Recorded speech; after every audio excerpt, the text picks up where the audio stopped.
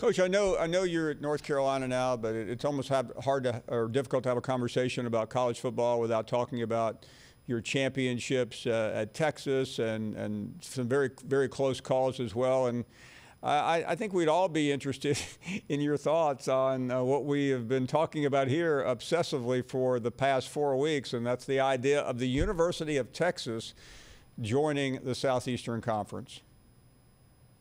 Paul, it's been really interesting to me because we were not days, we were probably hours away from joining the Pac-12 at one time while I was at Texas. And then ESPN came in and the Longhorn Network happened and the Big 12 stayed together, but the Big 12 had Colorado, Nebraska, they left, then Missouri and A&M left. So there was a lot of changes throughout the Big 12.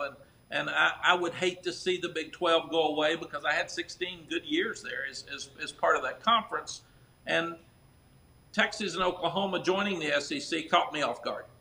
And I've got a lot of friends out there that it was never discussed till I read it. In fact, I was in the middle of ACC Media Day, and Jeremy Sharp, our Director of Communications, walked up and showed me right in the middle of my interviews that Texas and Oklahoma were leaving. He said, "Get ready, here it comes." And I thought, well, really?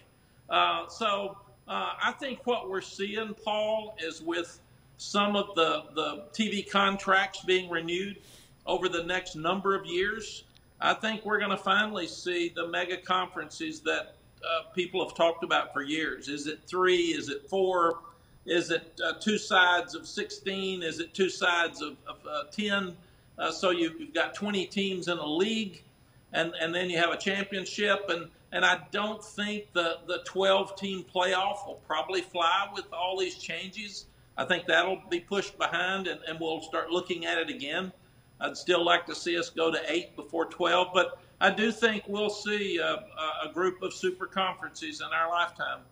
And I worry about some of those teams that won't be included in that group. Thank goodness North Carolina is a global brand, and we've got a lot of great sports, and we're good enough in football and hopefully getting better. And we've been great in basketball, so I think we'll be included in whatever.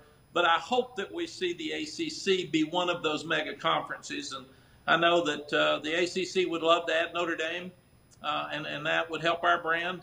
I think we'll see changes. It'll be very, very interesting to see how soon those happen. You spent such a long time at Texas, and even after you left, you were still an ambassador, and I know how many close friends you have out there. But I think we're all curious, too, what you think of the move, because they're struggling right now. I mean, since you left, it has been hard to watch the University of Texas, as you well know. Talk for a second about what they expect to get out of this, other than a lot of money, which they already had. Yeah, Paul, I really haven't talked to any of them. I would think, just in listening to ADs across the country and presidents, all of these moves are about money and securing your place at the highest level of sports long term.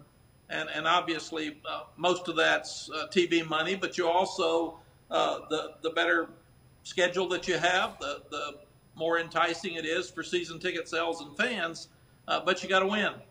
And I think that's where all of this comes down to. If you don't win, regardless of whether you're at Texas or Oklahoma or Ole Miss or North Carolina or Clemson, it doesn't work, because I've tried it both ways, and people like it better when you win. Coach, you mentioned a minute ago about the expansion. You want to see that slow down. It may already be, because as you're coaching right now, but those of us who talk about it every day, college football is really in an upheaval. What would you like to see once the dust settles in relation to the playoff? Paul, I would like to see 8 teams. I would like to see the 5 conference champions have an automatic bid, because I really was raised that a championship should matter, and it puts more credence back in our champions. And then I would like to see the top 3 teams outside of that in the poll get a spot. And then from that point forth, let them play it out, and we would figure it out. I would also, if I was in a group of 5, I would want to have my own national championship. I'd have my own Heisman. I would have a separate Butkus Award winner and Lombardi Award winner because it's going to be very difficult for that Group of 5 team where they would be seated to have a chance to win the national championship if it changes from now and just isn't a January 6th bowl. And everybody wants to win a national championship. I would watch 2 great teams from Group of 5 play.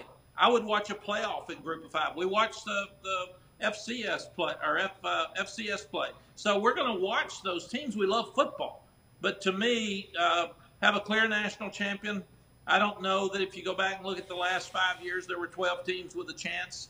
But I would go back and have 8. We've had 4. Let's look at 8. Let's see where that fits.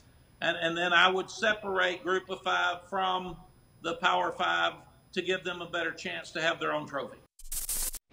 Thank you for watching ESPN on YouTube. For live streaming sports and premium content, subscribe to ESPN+.